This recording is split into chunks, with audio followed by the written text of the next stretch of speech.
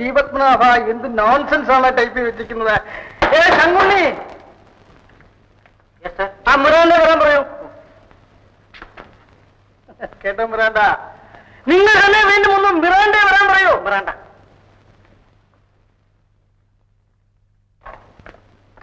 എന്ത് നോൺസെൻസ് ആണ് നിങ്ങൾ ടൈപ്പ് ചെയ്ത് വെച്ചിരിക്കുന്നത്? ഡിഫിക്കൽട്ടി എന്നുള്ള വാക്കിന്റെ സ്പെല്ലിംഗ് എന്താണ്? അറിയാൻ പാടില്ല. നാളെ ഡിക്ഷണറി നോക്കി പഠിച്ചോണ്ട് വരണം. Excuse me sir. Nothing to excuse. ഉള്ള പെൺകുട്ടികളുടെ ഡ്രസ്സിംഗ് എല്ലാം നമുക്ക് ഭംഗിയായിട്ടുണ്ട്.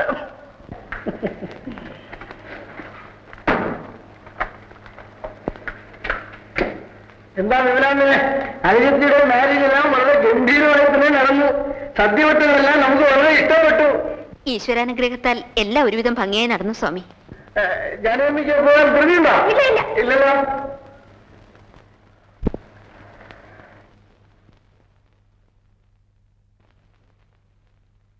അല്ല സ്വാമി, ഇത്ര മോടിയായി ഇതൊക്കെ എങ്ങനെ നടത്തും? എന്താണ് നടത്തിയാൽ? പണമുണ്ടെങ്കിൽ പള്ളിക്കെട്ട് പോലെ നടത്താം. ആ പണം എവിടെ നിന്നാ ഞാൻ ചോദിക്കുന്നത്? നിങ്ങൾ വിചാരിക്കുന്നില്ല എന്നുള്ളതിനെ കാരണം. അഴകുള്ള സ്ത്രീകൾ വിചാരിച്ചാൽ പണം കൊണ്ട് അഭിഷേകം തന്നെ. സ്ത്രീകൾക്ക് അഴകല്ലേ ധനം.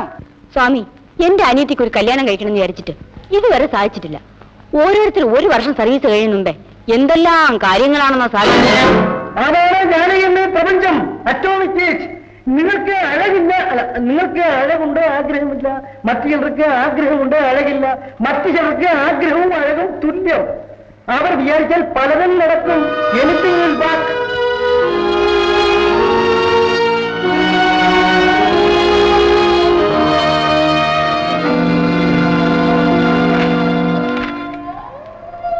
സ്വാമി, എന്താണ് ഡൗട്ടാ?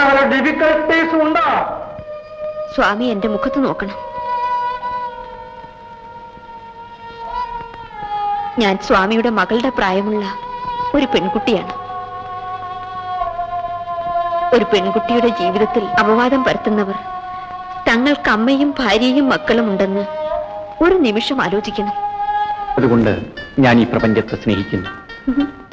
ഈ പ്രപഞ്ചത്തിൽ ഒരേ ഒരു സ്ത്രീയേ ഉള്ളൂ, സുജാത. ഓ, ബ്യൂട്ടിഫുൾ, ബ്യൂട്ടിഫുൾ. കാലേജ് തുറക്കുന്നവരെ നമ്മൾ എങ്ങനെ ദിവസം തള്ളിവിടും? ഓ, പുരുഷന്മാർക്കാണോ ദിവസം തള്ളിവിടാൻ പ്രയാസം? പക്ഷേ ഒരപേക്ഷയേ ഉള്ളൂ. കോളേജ് അടച്ചാൽ ഞാൻ മദ്രാസിലേക്ക് പോകും. അച്ഛൻ അവിടെയാണ് ജോലി. ഒരു പക്ഷേ ഞാനിനി തിരിച്ചു വന്നില്ലെന്നും വരും. എനിക്ക് ഭയമാകുന്നു. ഗോപി എന്നെ മറക്കുമോ? മറവി ലോകത്തിൽ 2 ജീവികൾക്കേ ഉള്ളൂ, അരണയ്ക്കും സ്ത്രീക്കും. ഗോപിയുടെ ചേച്ചിക്ക് IAS കിട്ടാൻ ഞാൻ പ്രാർത്ഥിക്കുന്നതായി പറയണേ. ചേച്ചി, എന്റെ ഒരു സ്നേഹിതന്റെ എഴുത്ത് വന്നിരിക്കുന്നു. സെക്യൂരിറ്റി കിട്ടാനായി ഒരു ഉദ്യോഗം ഉണ്ടാക്കി തരാമെന്ന് എഴുതിയിരിക്കുന്നു.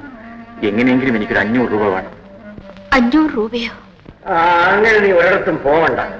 500 രൂപ പോലും. പിന്നെ ഞാൻ എന്ന് ഇവിടെ ഒരു കാവൽപ്പെട്ടി പോലെ കിടന്നാൽ മതിയോ? ഗോപി, എല്ലാ അച്ഛന്മാർക്കും മക്കൾക്ക് ഉദ്യോഗം ഉണ്ടായി കാണാനാണ് ആഗ്രഹം. ഇവിടെ നമ്മുടെ അച്ഛന് ആഗ്രഹമില്ലാഞ്ഞിട്ടല്ല മോനെ, നടപ്പുള്ളതേ ആഗ്രഹിക്കാമോ. ഓ, 500 രൂപ എന്ന് പറഞ്ഞാൽ റിസർവ് ബാങ്കിൽ ആകെ മൂലധനമാണെന്ന് തോന്നിപ്പോകും അച്ഛന്റെ സംസാരം കേട്ടാൽ. മോനെ, നമ്മുടെ നിലയ്ക്കത് വലുതാവും. ചേച്ചിക്ക് തരാൻ സാധിക്കുമോ? ഒരടിയന്തരം നടന്ന ഉടനെ ഇനിയും 500 രൂപ തരാനൊക്കുമോ? ഒറ്റ ചോദ്യം, ഒരു തരം. നിനക്ക് എന്തിനു ശാഠ്യമാണല്ലോ. തരുമോ എന്നാണ് ചോദിക്കുന്നത്. ആ, നോക്കട്ടെ. ചേട്ടനോ? എന്തിനാണ് ഗോപിക്ക് രൂപ? മദ്രാസിൽ ചെന്നാൽ ഒരു ഉദ്യോഗം കിട്ടുമെന്ന് പറയുന്നു. എത്ര രൂപ വേണം ഞാൻ കൊടുക്കാം? വേണ്ട ചേട്ടാ, ചേട്ടൻ കൊടുക്കണ്ട. ഇന്നലെ പല സന്ദർഭങ്ങളിലും ബുദ്ധിപൂർവ്വം എന്നെ ഒഴിവാക്കുകയാണെന്ന് തോന്നുന്നു. അല്ല. ഇന്നലെ എന്റെ മുഖത്ത് നോക്കൂ. ഞാനൊരു അന്യനാണോ? ആരോടും കടപ്പാടുകൾ ഉണ്ടാക്കിയിടാൻ ഞാൻ ഇഷ്ടപ്പെടുന്നില്ല ചേട്ടാ. വല്ലവരും തരാമെന്ന് പറഞ്ഞാലും തട്ടിയെറിയല്ലേ? നിനക്ക് ചേച്ചി പണം തരാം. അത് വാങ്ങിച്ച് ചേട്ടന് കൊടുക്കരുതോ? ഞാൻ നാളെ പോവുമായിരുന്നല്ലോ. അങ്ങനെ പണം വാങ്ങിയല്ലല്ലോ നാം ജീവിച്ചത്. സ്നേഹബന്ധങ്ങളെ പണയ സാധനമാക്കി മാറ്റരുത് ഗോപി. വിമലയുടെ പഴയ നൈർമല്യം ഒട്ടൊക്കെ വാർന്നുപോയെന്ന് തോന്നുന്നു. എല്ലാറ്റിനോടുമുള്ള സമീപനത്തിൽ ഒരു പരിപരിപ്പ് വന്നിട്ടുണ്ട്. ഗോപി, നീ പുറത്തു പോകുന്നെങ്കിൽ പോ. നാളെയോ മറ്റന്നാളോ ഞാൻ പണം തരാം. ആ, ചേട്ടൻ അച്ഛൻ്റെ അടുത്ത് പോകുന്നില്ലേ?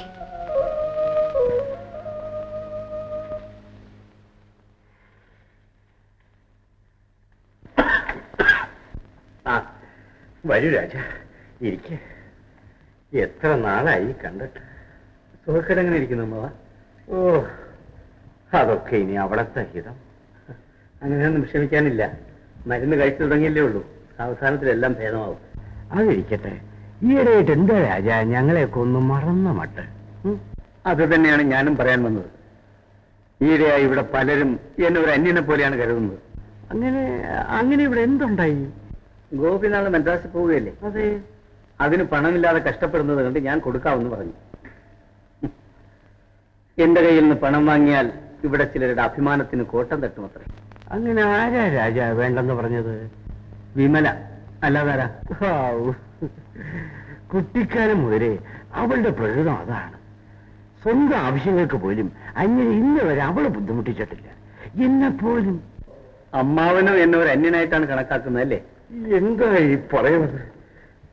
രാജൻ എനിക്ക് അന്യനും. ചെറുപ്പകാലം മുതൽ രാജനും വിമലയുമായി ഒന്നിച്ചു നടക്കുന്നത് കാണുമ്പോൾ എന്റെ മനസ്സിൽ തെളിഞ്ഞിരുന്നത് മറ്റൊരു ചിത്രമാണ്. വിവാഹം കഴിഞ്ഞ് രാജൻ വിമലയെ ഈ വീട്ടിൽ നിന്നും ഇറക്കിക്കൊണ്ടുപോകുന്ന രംഗം. അമ്മാവ, അതെ രാജ, അതെ. മദ്രാസിലേക്ക് പോകുന്നത് ഒരു ഉദ്യോഗം ഉണ്ടാക്കാനാണെന്ന ബോധം നിനക്ക് എപ്പോഴും ഉണ്ടായിരിക്കണം. പിന്നെ ഞാൻ ഉറങ്ങാനാണോ ചേച്ചി പോകുന്നത്? തരം കിട്ടിയാൽ നീ ഉറങ്ങുന്നതിനാണ് ഗോപി. എന്റെ മകനെ എനിക്ക് അറിയില്ലേ? അവൻ നല്ല മോനല്ലേ അച്ഛാ? അവന് കുടുംബത്തിന്റെ വേദനകളെല്ലാം അറിയാം. അറിയണം മോനെ, അറിയണം.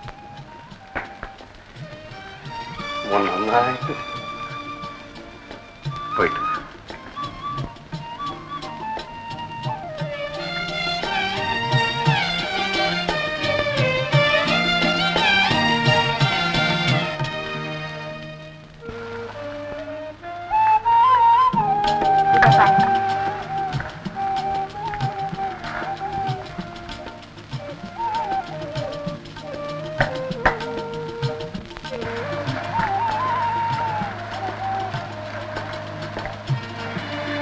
എനിക്കെന്റെ ചേച്ചിയോട് ബഹുമാനം തോന്നിപ്പോ.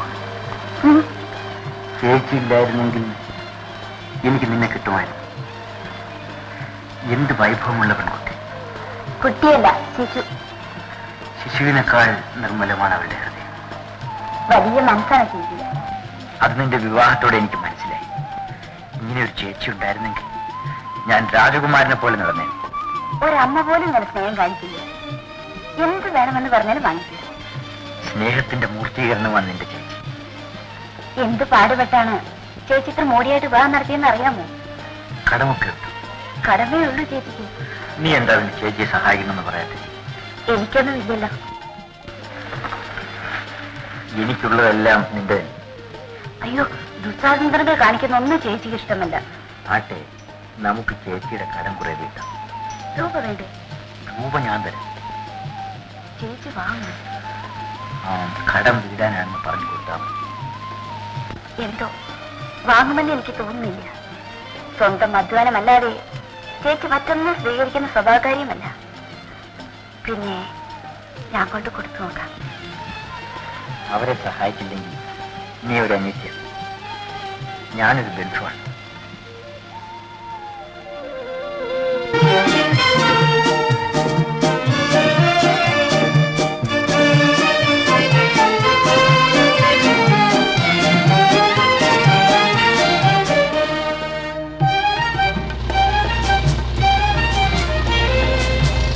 ഗോപി, സുജാത,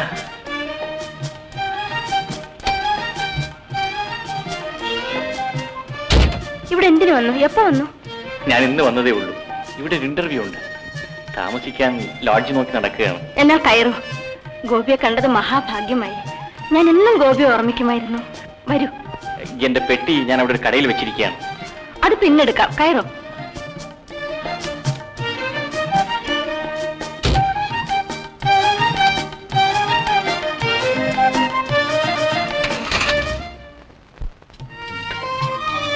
ചേച്ചി, അയ്യോ മാലതി, നീ വന്നത് ചേച്ചി ഒന്ന് കാണാൻ.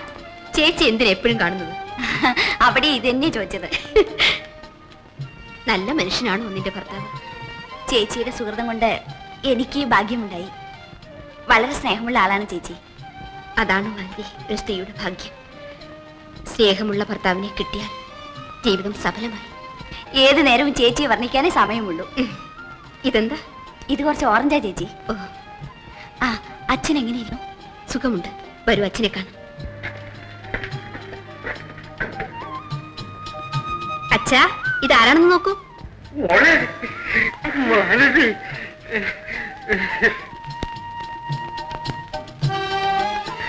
എന്റെ മോളെ എപ്പോ വന്നു? ഇപ്പൊ വന്നതല്ലേ? മോൾ എനിക്ക് രാജശേഖരൻ വന്നില്ലേ? ഇല്ല. മോളെ അനുവാദം ചോദിച്ചിട്ടാണോ വന്നത്? അവിടെ അനുവാദം ഇങ്ങോട്ടല്ല, എല്ലാം ഞാൻ അനുവദിക്കും. നല്ല സ്നേഹമുള്ള ആളാണ് അച്ഛൻ. ആ മാലതി, നീ അല്പം തടിച്ചിട്ടുണ്ട്. മോളെ, നിനക്കവിടെ സുഖം തന്നെയല്ലേ? അതെ. നിനക്ക് സുഖമായിരിക്കുന്നെന്ന് മാത്രം ഞങ്ങൾക്ക് കേട്ടാ മതി. മോളെ, ഇവക്ക് കാപ്പി കൊട. വരൂ മാലതി. മോള് ഈ ഇടയായിട്ട് ഒന്ന് ഉറങ്ങിട്ടുണ്ട്. ഒന്ന് ചുമ്പരുത്. അതിന് മോളെങ്ങനെ അത്ര കാണിക്കുന്നത്? മുത്തശ്ശേരി കാര്യം ഞാൻ ഇപ്പോഴും പറയാവിടെ. നീ സ്നേഹമുള്ളവളാ കുഞ്ഞി. ഇവിടെ കിടക്കുന്നവളെ പോലെ അല്ല. അല്ല, അതിന്റെ യോഗം നിനക്കുണ്ടാവുകയില്ലേ? അതെന്താ മുത്തശ്ശി? നിന്റെ ഭർത്താവിനെ പാട്ടിലാക്കാൻ വിമല പഠിച്ച വിദ്യ 18 നോക്കി. വീട്ടിൽ നടക്കാനുള്ളപ്പം മറ്റുള്ളവർ കൊടിക്കുന്നത് വെറുതെയല്ലോ മോളെ. അതൊക്കെ മുത്തശ്ശിയുടെ തോന്നലാണ്. എന്റെ തോന്നലാണെങ്കിൽ നീ കളിച്ചു തിരിച്ചിരിക്കുമ്പോൾ നിന്റെ ഭർത്താവിനോടൊന്ന് ചോദിച്ചു നോക്ക്, മുഖം വളരുന്നത് കാണാം. എഴുത്തു കൊടുക്കുവാനും ഉണ്ടായിരുന്നു മോളെ. ഇവരെ കുറിച്ച് എന്റെ അടുത്ത് സ്തുതിച്ച് പറഞ്ഞിട്ടുണ്ടെന്നേ. ഞാൻ പറഞ്ഞു, അത്ര സ്തുതിയൊന്നും വേണ്ട, അതിന്റെ ഇടയിലൊന്നുണ്ട്, തങ്കം പോലത്തെ പെണ്ണാണ്. എനിക്കൊന്നും കേൾക്കണ്ട മുത്തശ്ശി. മോളെ, മുത്തശ്ശിക്ക് പോലെ വാങ്ങിക്കാൻ വല്ലതും ഉണ്ടോ? വീട്ടിലോട്ട് വരും.